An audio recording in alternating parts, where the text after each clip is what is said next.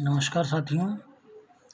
राजकीय स्नातकोत्तर महाविद्यालय 12 से मैं डॉक्टर राकेश वर्मा, सहायक आचार्य, राजनीति विज्ञान विभाग, आप सभी का इस ऑनलाइन क्लासेस में स्वागत करता हूं। प्यारे बच्चों, बीए भाग द्वितीय, बीए पार्ट सेकंड ईयर में जो द्वितीय प्रश्न पत्र चलता है उसका नाम है भारतीय राजनीतिक व्यवस्था। यह पुस्तक भारतीय संविधान पर आधारित पुस्तक है। इस पुस्तक में दिए गए सभी अध्याय भारतीय राज व्यवस्था या शासन सत्ता किस प्रकार चलाई जाए उसके बारे में दिया गया है। इसी क्रम में आज हम भारतीय संविधान के लक्षणों के बारे में बात करेंगे। भारतीय संविधान जो है हमारा वो मूल ढांचा है, हमारा वो एक दस्तावेज है, वो एक पोथी है जिसके आधार पर संपूर्ण शासन व्यवस्था चलाई जाती है। संविधान निर्माताओं ने जब भारतीय संविधान का निर्माण किया उस समय बहुत ही व्यापक स्तर पर इस पर विचार किया। एक एक शब्दों पर, एक एक अनुच्छेदों पर, एक एक लाइन पर एक एक बहस हुई और सभी ने मिलकर उस पर लिखा। डॉक्टर भीमराव अम्बेडकर ने संविधान का जब निर्माण करने का कार्य अपने हाथों में लिया उस समय उन्होंने साफ स्पष्ट रूप से कह दिया कि संविधान मेरा नहीं होगा, यह संविधान सब भारतीयों का होगा और इसमें दिए गए उपबंध सभी के लिए मान्य होंगे, क्योंकि ये हमने बनाया है, हम लोगों ने बनाया है। उन्होंने प्रत्येक लाइन पर बहस करवाई सदन में, हर व्यक्ति का अनुमोदन लिया है कि ऐसा करने पर हमें ऐसा करना है, ऐसा करने पर हमने ऐसा करना है। अब आज हम पिछली कक्षा में हमने भारतीय संविधान की विशेषताओं के बारे में बात की थी। आज भारतीय संविधान के लक्षणों के बारे में बात करते हैं। नेक्स्ट में पहला है संसदीय लोकतंत्र। संसदात्मक शासन प्रणाली में शासन जनता के प्रति उत्तरदायी होता है। संविधान निर्माताओं ने केंद्र और राज्य के संबंधों के लिए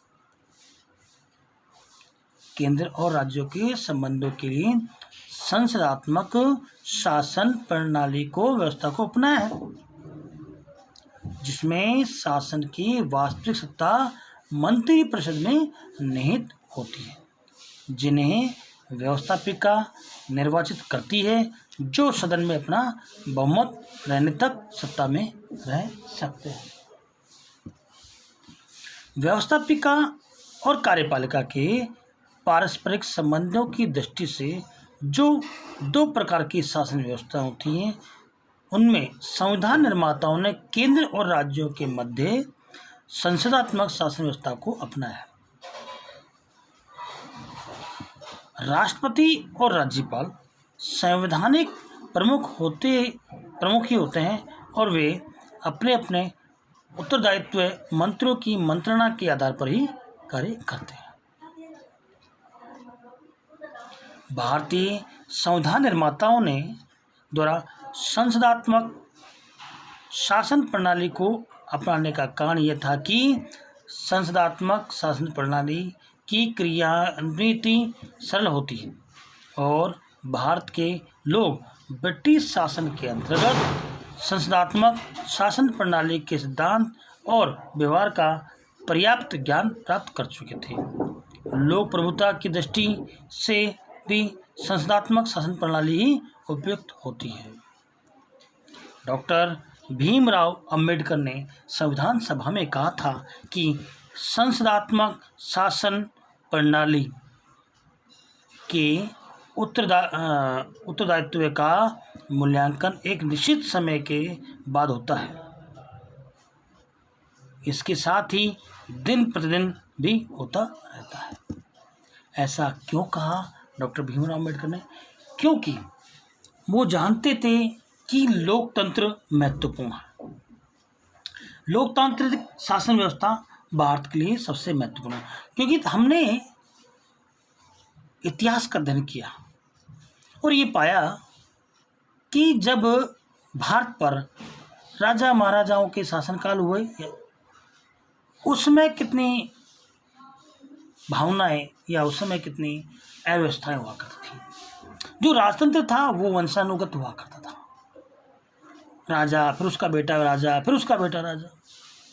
फिर उसके बाद में हमारे पर विदेशों ने आक्रमण किए, हमारे यहाँ के बसे आके शासन सत्ता संभाली, अंग्रेज आ गए, अंग्रेजों ने भी सही किया। जब अंग्रेज आए तो ब्रिटिश पार्लियामेंट के सिद्धांतों को उन्होंने लागू किया।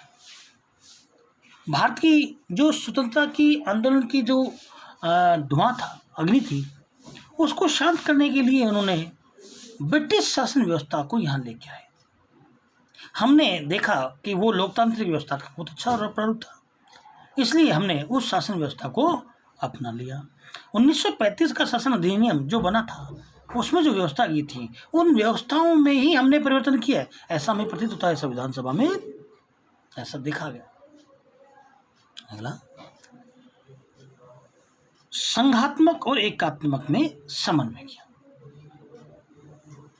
संघात्मक शासन व्यवस्था के अंतर्गत शासन की शक्ति एक स्थान पर केंद्र में न होकर केंद्र और राज्यों के मध्य विभाजित कर दी गई, जो दो अपने अपने कार्य क्षेत्र में स्वतंत्र हैं।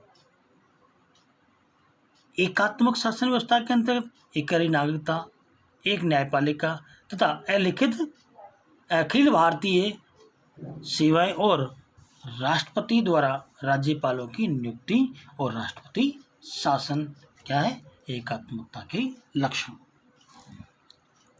हमारे भारतीय संविधान में प्रारंभ में लिखा है कि इंडिया दैट इज भारत, अर्थात इंडिया भारत, अर्थात भारत राज्यों का एक संघ होगा। इस प्रकार भारत में संघात्मक शासन की स्थापना की गई और इसमें संघात्मक शासन के सभी लक्षण विद्यमान हैं। संविधान लिखित और बहुत अधिक सीमा तक कठोर है और इसे सर्वोच्च स्थिति प्रदान की गई है। उच्चतम न्यायालय को संविधान का रक्षक बनाया गया है, जिसे संविधान की व्याख्या करने और केंद्र एवं राज्यों के बीच उत्पन्न संबंधों के विवाद निर्णय का अधिकार दिया गया है।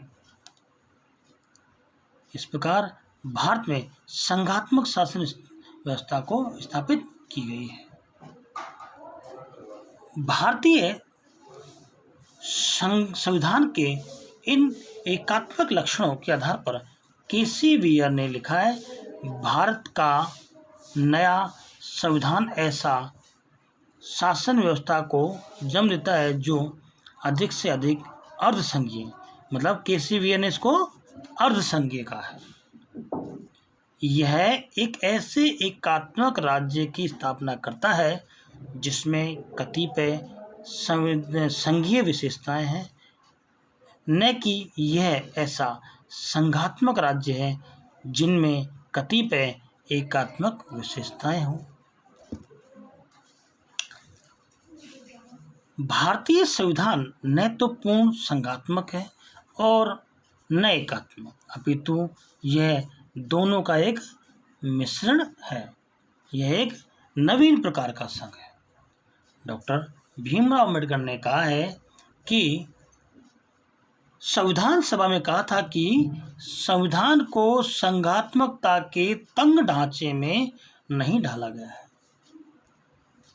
संसदीय एवं न्यायिक सर्वोच्चता का संबंध। भारतीय संविधान अमेरिका की न्यायिक सर्वोच्चता और ब्रिटेन की संसदीय प्रभुसत्ता का एक समन्वय करता है। ब्रिटेन की पार्लियामेंट द्वारा निर्मित कानून को न्यायालय में चुनौती नहीं दी जा सकती और अमेरिका में न्यायालय को सर्वोच्चता प्रदान की गई। भारतीय संविधान की एक यह विशेषता है कि संविधान इंग्लैंड की संसदीय संप्रभुता और संयुक्त राज्य अमेरिका की न्यायिक सर्वोच्चता का मध्यम मार्ग है। जो निर्मित कानून या कार्यपालिका के आदेशों का परीक्षण कर एक निश्चित करता है कि कोई विधि या आदेश संविधान के उपबंधों के विरुद्ध हो तो संविधान का उल्लंघन करने वाली शक्तियों या आदेशों को उनके द्वारा अवैध घोषित कर देता है। कौन? सर्वोच्च न्यायालय। जो सर्वोच्च न्यायालय है उसके पास जो न्यायिक पुनरावलोकन की शक्ति है वह अमेरिकी न्यायालय के एकदम निकट में।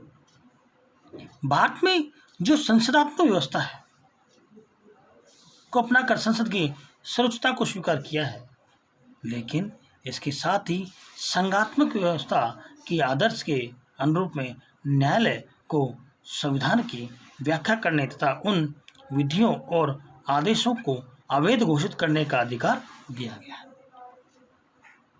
जो संविधान के विरुद्ध हो।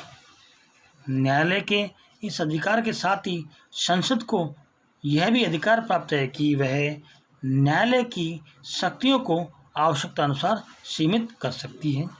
इस प्रकार भारतीय संविधान द्वारा न तो ब्रिटेन के समान संसदीय प्रभुसत्ता को स्वीकारता है और न ही अमेरिका की भांति न्यायपालिका की स्वतंत्रता को स्वीकारता है।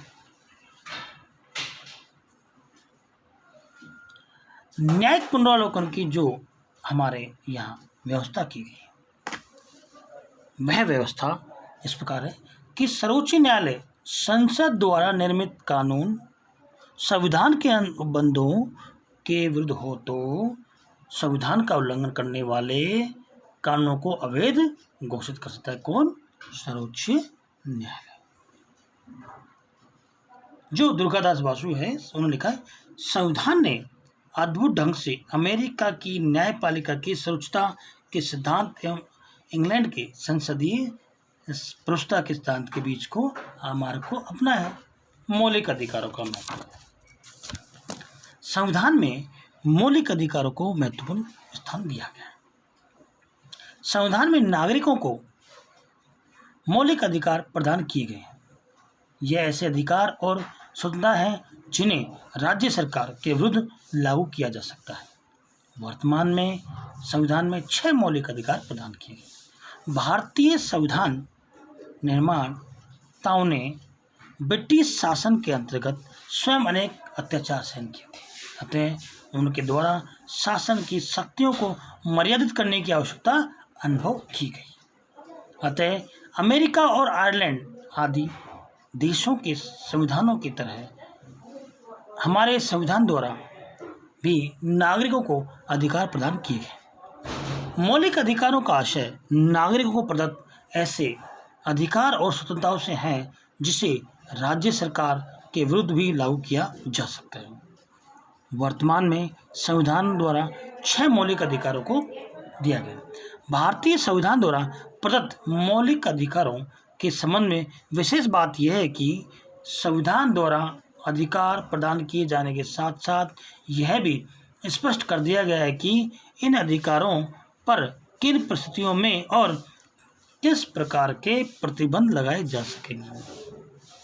इसके अतिरिक्त भारतीय संविधान में संवैधानिक उपबंधों के अधिकार के रूप में अधिकारों की क्रियान्विति के लिए पृथक से संवैधानिक व्यवस्था की गई है।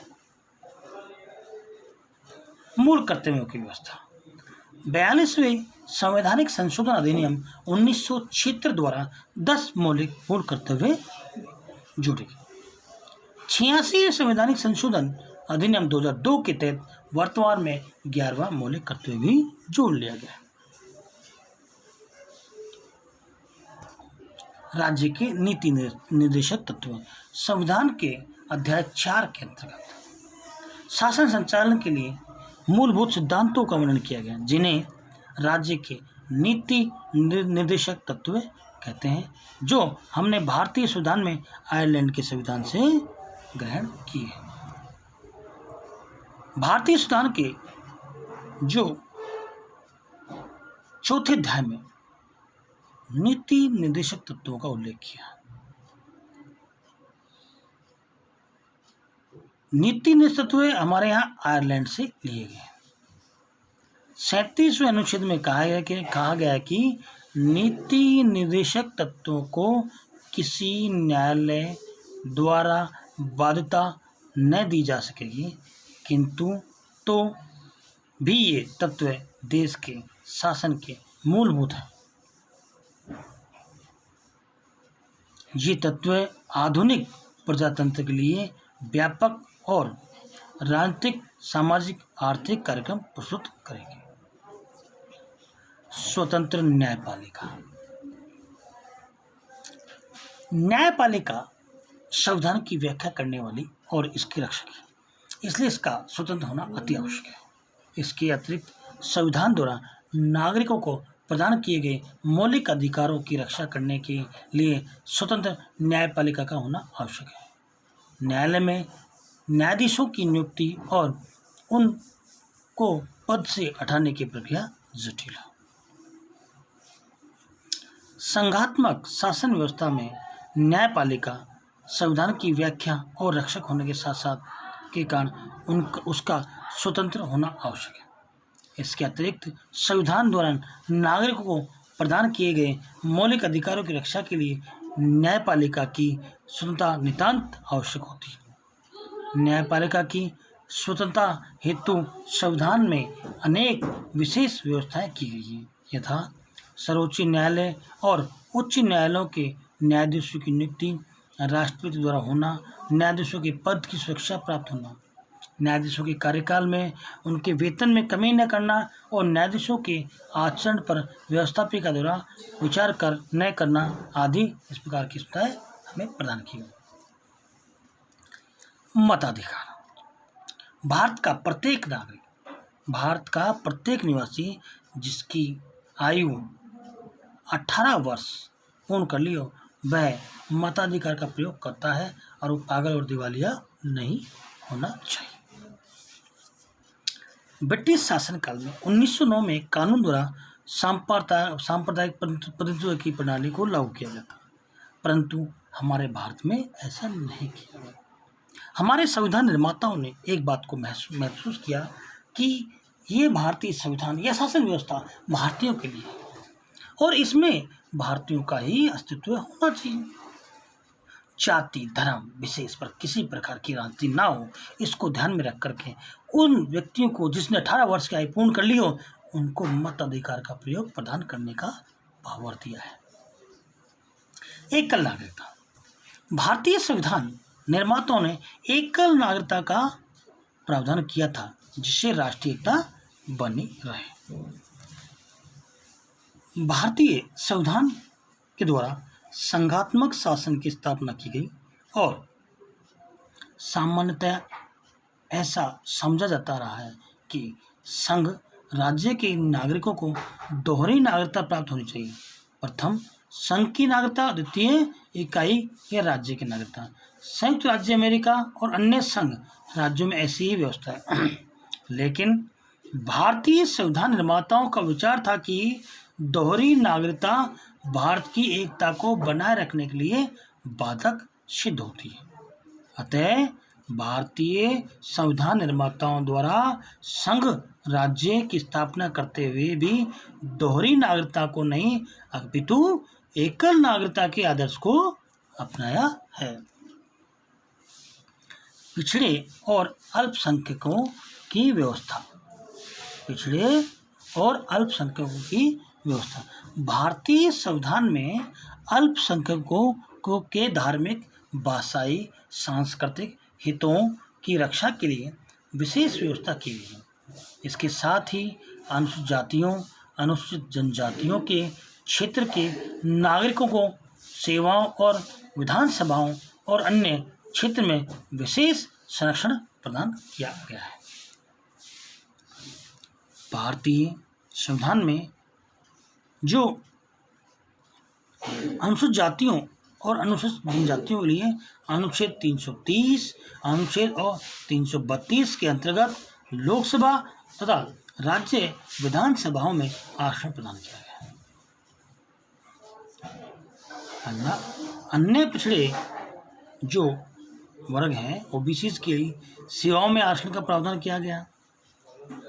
1979 में इस प्रसंग में तीव्र विवाद हुआ, तब केंद्र सरकार के सेवाओं में 8 सितंबर 1999 में अन्य पिछड़े वर्गों के लिए 27% आरक्षण की व्यवस्था की गई।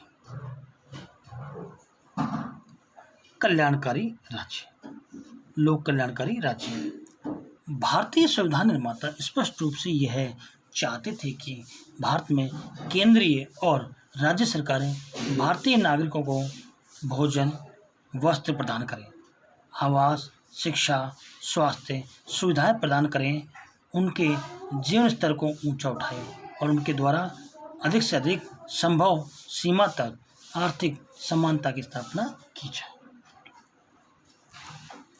राष्ट्रभाषा, एक राष्ट्रीय भाषा हो जो संविधान में उन्होंने दी है। राष्ट्रीय एकता को बनाए रखने के लिए हमारे संविधान में हिंदी को देवनागरी लिपि में भारत की राष्ट्रभाषा घोषित किया है।